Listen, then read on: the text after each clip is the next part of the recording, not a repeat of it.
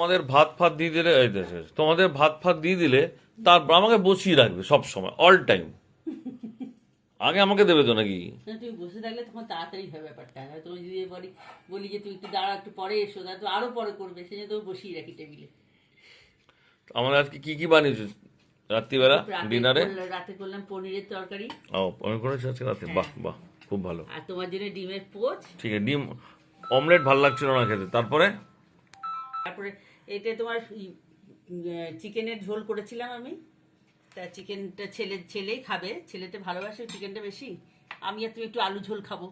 বেশ বেশ, কোনো ব্যাপার। আর মাছটা আমি আর তুমি খেয়ে নেবো তাহলে। হ্যাঁ, হ্যাঁ। আজকে তোকে আর মাছ দেওয়া হচ্ছে না, ওকে? না না, ছেলেকে মাছ তো দেবই আমি। এরকম কেন করছো মানে? ও মাছ এটা চিকেন তো দুটোই হ্যাঁ। খাবে। মাছ চিকেন দুটোই? হুম। ঠিক আছে, তাই হবে।